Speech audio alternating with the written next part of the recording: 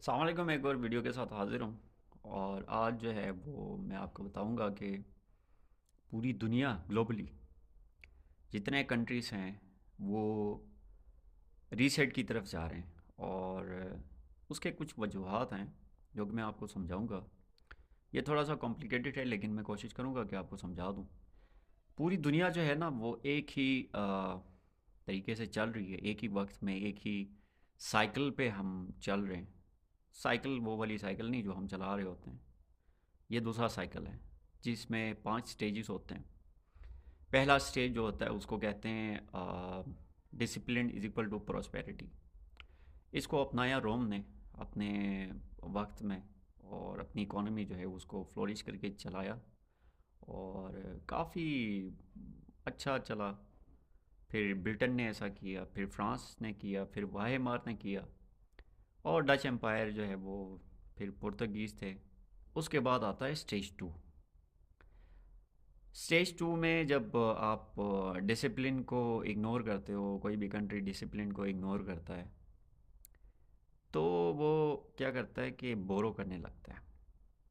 ठीक है, over spending होती है जैसे रोम ने किया, खाने पीने के लिए उन्होंने बोरो किया। फिर सर्कस के लिए, आपको पता है कि वो सर्कस वाले लोग थे।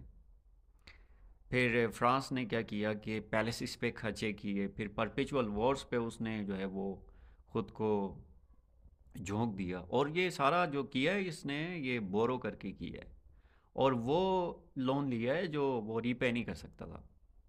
फिर उसके बाद ब्रिटेन ने किया। ब्रिटेन ने ग्लोबल एम्पायर था ब्रिटेन, और वो सारा गवा दिया उसने। फिर यूएस ने किया 1917 में, गोल्ड बेक करेंसी थी उनकी, उसको रिप्लेस किया और फिएट करेंसी की तरफ आए। फिर यूएस ने ये सोचा कि डिसिप्लिन को रिप्लेस करेगा डेट साइकिल, लेकिन ऐसा नहीं था। एज टू जो है इसको कहते हैं age of entitlement expansion, imperial overreach, cheap credit and political bribery. ठीक हो, ये स्टेज टू के अंदर होता है। फिर आता है स्टेज थ्री। स्टेज थ्री में डच एम्पायर जो है वो एक वर्ड यूज़ करती थी, उसे कहते थे विंड हैंडल्ड। ठीक हो गया, विंड हैंडल्ड, जिसमें वो एक पेपर देते थे और प्रोडक्टिविटी की जगह उस पेपर को यूज़ करते थे। जैसे यूएस जो है वो उसे स्टिमुलस कहते हैं, जिसमें जो अनएम्प्लॉयड हैं उनको हर महीने चेक मिलता है। इसको कहते हैं फाइनेंशियलाइजेशन, जो कि स्टेज थ्री की तरफ ले जाता है, जिसमें ओवर स्पेंडिंग होती है और ये बहुत ज़्यादा सिडक्टिव स्टेज होता है गवर्नमेंट्स के लिए, इकोनॉमीज़ के लिए, क्योंकि इसमें मनी प्रिंट होता है, बोरोइंग होती है और क्रेडिट क्रिएशन होती है और बहुत सारी चीज़ें होती हैं।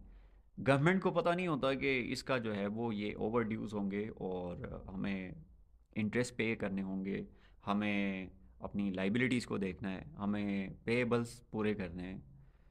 रिसीवेबल तो कोई नहीं होता क्योंकि वो क्रेडिट पे चल रहा होता है और उसने पेमेंट करनी होती है। तो वो ये करता जाता है और प्रॉस्पेरिटी को इग्नोर करता है, डिसिप्लिन उसमें नहीं होता। और स्टेज टू साइकिल जो है वो क्रॉस करके स्टेज थ्री साइकिल में आता है। स्टेज थ्री में फिर अन्य व तवक्कल करके चलती है इकोनॉमी। इसमें रोम ने जो है वो अपने सिल्वर कॉइन्स की वैल्यू खो दी। जर्मनी ने प्रिंटिंग की, जर्मनी ने 300 साल की अर्निंग्स 18 महीनों में गवा दी। आप अंदाज़ा लगाएं। फ्रांस ने प्रिंटिंग की, उसके बाद जापान ने 1990 में पेपर इकोनॉमी हो गई थी उनकी। जापान ने 30 साल तक इंटरेस्ट रेट्स नहीं बढ़ाए थे, इस बार वो इंटरेस्ट रेट्स बढ़ा चुका है। 2025 फर्स्ट जनवरी में उन्होंने 0.25 बेसिस पॉइंट इंक्रीज़ किए। फिर Q4 में मेरे ख्याल में 0.25 फिर बढ़ाए। अब जो है वो दिसंबर 19 0.75% जो है वो इंक्रीज़ हो रहा है। 0.25 हो रहा है, वो प्लस हो के 50 से 0.75 हो रहा है। और ये जो मूवमेंट है ना, ये बहुत बड़ी मूवमेंट है। इस पे मैं बताऊंगा आगे कि मतलब इसकी वजह से क्या हो सकता है। फिलहाल ये स्टेजेस समझते हैं, फिर आपको समझ आएगी कि इकोनॉमी कैसे काम करती है और एम्पायर, एक एम्पायर जब डिक्लाइन करता है तो अगला एम्पायर कैसे राइज करता है। ठीक हो गया। फिर यूएस जो है ना उसने एक वो यूएस नया फार्मूला ले आया, जॉर्ज डब्ल्यू बुश साहब नया फार्मूला ले आए। पता नहीं किसने उनको ये मशवरा दिया। वो उनका फार्मूला ये था कि violet the free market with free market, quantitative easing. Quantitative easing जो है वो बेसिकली उसमें ये होता है कि गवर्नमेंट जो है ना वो जो बॉन्ड मार्केट होती है, बॉन्ड्स बाइंग करती है, इंटरेस्ट रेट्स जो है वो डाउन करती है। ठीक हो गया, टू ओवरकम द इन्फ्लेशन। फिर क्वांटिटेटिव टाइटनिंग होती है जिसमें वो बॉन्ड मार्केट जो है वो बॉन्ड्स जो है वो रीसेल करती है और इंटरेस्ट रेट्स जो है उनको बढ़ा देती है। मैथ तो मैथ है, फिर आपको पता है कि हिस्ट्री ने रिपीट करना है खुद को, और आप कर रही है हिस्ट्री खुद को रिपीट। फिर आता है स्टेज 4, जिसे कहते हैं ब्रेकिंग पॉइंट, जिसमें रोम बर्बाद हुआ, फिर डच एम्पायर बर्बाद हुए, फिर आपका वायमार बर्बाद हुआ, फिर आपका ब्रिटेन जो है वो गोल्ड बेक करेंसी छोड़ गया, पौंड जो है वो ऐसे हो गया कि बस डी वैल्यू हो गया। फिर यूएस आया, यूएस की ये बर्बादी आप देख रहे हो। जापान जो है वो बिल्कुल बर्बाद हो गया, जापान की जो है ना इकोनॉमी ऐसे हो गई थी। बहरहाल जापान जो है वो लॉयल लोग हैं, वो उन्होंने लॉयल्टी दिखाई यूएस को, और उनकी इकोनॉमी जो है वो तज़ल्ज़ुल का शिकार हुई 1990 के बाद। फिर रिकवर हुई 2008 के बाद। उन्होंने इंटरेस्ट रेट्स जो है वो उनको स्टेबल रखे, ज़ीरो रखे बल्कि, और अब दोबारा वो यूएस की जो है वो बात मान रहे हैं, और जो अनचेंज्ड इंटरेस्ट रेट्स थे उनको चेंज कर रहे हैं। बहुत बहुत बहुत मसाइल होने वाले हैं, बहरहाल ये समझने वाले समझते हैं। ये जो स्टेज 4 होता है, ये ब्रेकिंग पॉइंट इसलिए कहलाता है कि इसमें इकोनॉमीज जो होती हैं ना वो उस लेवल पे आती हैं कि उनका जो डेट होता है वो सर्विस्ड नहीं होता, बस उनके खाते बढ़ रहे होते हैं, मतलब बढ़ते जाते हैं। सर्विस्ड का मतलब, डेट सर्विस्ड का मतलब ये है कि वो जो लोन लिया है उन्होंने उसका इंटरेस्ट पे कर रहे हैं। ठीक हो गया। और भी चीज़ें होती हैं जो कि जो करनी होती हैं एक कंट्री को, वो सारी चीज़ें नहीं कर पा रहे होते। सबसे इंपॉर्टेंट ये है कि डेट पे जो आपको इंटरेस्ट पे करना है वो आप पे करो, that is called that is serviced. लेकिन ये स्टेज 4 ऐसा है कि हमारी इकोनॉमीज ग्लोबली, सारे इकोनॉमीज जितने भी आप जितने बड़े कंट्रीज हैं सबको ले आओ, चाइना को ले आओ, यूएस को ले आओ, रशिया को ले आओ, आप जो है वो ब्रिटेन को ले आओ, यूरोप को ले आओ, जापान को ले आओ, सारे के सारे डेट को सर्विस नहीं कर पा रहे। ठीक हो गया, इन्फ्लेशन इतनी बढ़ चुकी है। तो ये स्टेज 4 के अंदर ये होता है कि आपकी इकोनॉमीज जो है ना वो अपने डेट को सर्विस नहीं कर पाती। ये जो स्टेज 4 है, ये ना समझें कि स्टेज 4 आने वाला है। स्टेज 4, इस वक्त हम स्टेज 4 के अंदर चल रहे हैं, जिसमें जो मेजर पावर कंट्रीज़ हैं, ठीक हो गया, उनकी जो बॉन्ड मार्केट है वो शेक कर रही है, उनकी करेंसीज वॉलेटाइल हैं। पॉलिटिशियंस डरे हुए हैं कि कहीं ऐसा ना हो कि फिगर्स ऊपर आ जाएं, क्योंकि उन्होंने बहुत ज़्यादा करप्शन की है पाकिस्तान के अंदर, आपको पता है। तो वहाँ पे कितनी करप्शन होगी आप सोचें, अंदाज़ा लगाएं। लोग ये ना सोचें कि हम स्टेज 4 की तरफ जा रहे हैं, हम स्टेज 4 के अंदर चल रहे हैं। और स्टेज 4 के बाद आता है स्टेज 5, जिसे कहते हैं रीसेट। ठीक हो गया।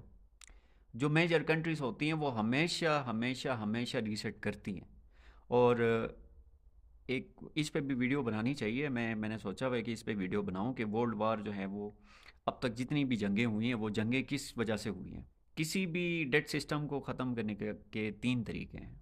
पहला तरीका ये है कि आप इन्फ्लेट द मनी, ताकि वो अपने डेट्स पे करें, जैसे कि फ्रांस ने किया, वाईमार ने किया, रोम ने किया। फिर आता है स्टेज 2, जिसमें डिफ़ॉल्ट और पॉलिटिकल अपहीवल होता है, जैसे रशिया ने किया 1917 में। फिर जो थर्ड ऑप्शन है आपके पास वो है वॉर। ठीक हो गया, वर्ल्ड वार 1 है, वर्ल्ड वार 2 है, ब्रिटेन वुड है। फिर ब्रिटेन ने जो है वो गोल्ड बेक 1931 में छोड़ दिया। याद रखें, हमेशा हमेशा एक रीसेट लाजमी होता है, और इस वक्त हम स्टेज 4 क्रॉस कर चुके हैं। ये 19 दिसंबर के बाद स्टेज 4 ख़त्म हो रहा है और स्टेज 5 स्टार्ट हो रहा है, और मुमकिन है कि 2026 1 जनवरी से पहले दिसंबर 31 तक रीसेट हो जाए, और रीसेट करेंगे ये।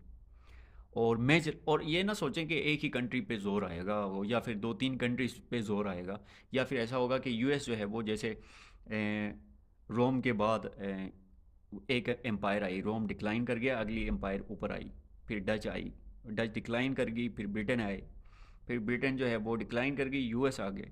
अब यूएस डिक्लाइन कर जाएगा तो चाइना आएगा, ऐसा नहीं है। पहली दफ़ा हो रहा है तारीख में कि सारे मेजर पावर्स जो हैं वो डिक्लाइन कर रहे हैं एक ही साथ, पूरी वर्ल्ड ग्लोबली डिक्लाइन कर रहे हैं, कोई भी राइज नहीं कर रहा। वरना ऐसा होता था कि ब्रिटेन ने डिक्लाइन किया, यूएस ऊपर आ गया, ठीक हो गया। अब यूएस डिक्लाइन कर गया, चाइना ऊपर आ रहा है, नहीं, सारे डिक्लाइन कर रहे हैं। मेजर इकोनॉमीज़ की बात कर रहा हूँ मैं, बाकी अब पाकिस्तान और ये इंडिया, और ये इंडिया को मैं मेजर इकोनॉमी नहीं समझता, उसकी कोई हैसियत ही नहीं है। तो ये जो है ना, ये एक रीसेट जो है वो बहुत ही इम्पोर्टेंट है। और ये रीसेट करेंगे, आप देखेंगे कि ग्लोबली जो इकोनॉमीज़ हैं वो रिसेशन का शिकार होंगी। इन्फ्लेशन बढ़ चुकी है, डेट साइकिल इतना बढ़ चुका है, पूरी वर्ल्ड का डेट जो है वो, मैं एक देख रहा था कि कोई 500 ट्रिलियन से ऊपर जो है वो ग्लोबल डेट है। तो आप अंदाज़ा लगाएं कि क्या हो सकता है। तो बहरहाल अल्लाह ताला सबको अपनी हिफ्ज़ व अमान में रखें, और ये वॉर ना करें बस, क्योंकि ये मुझे लगता है कि ये वॉर करेंगे, कोई वॉर भी जो है वो 50-50 है, क्योंकि ऑलरेडी ये कर चुके हैं चीज़ें, कुछ मिडल ईस्ट के अंदर कर चुके हैं, यूक्रेन वाली साइड पे कर चुके हैं ये।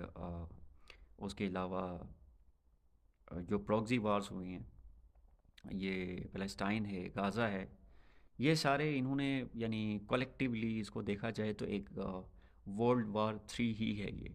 ठीक है, लाजमी नहीं है कि मैसेज में जो है वो एक मैसेकर हो, नहीं, छोटी छोटी सतह पे ये करके ना ये अपने ऑब्जेक्टिव्स पूरे कर रहे होते हैं, वो कर चुके हैं।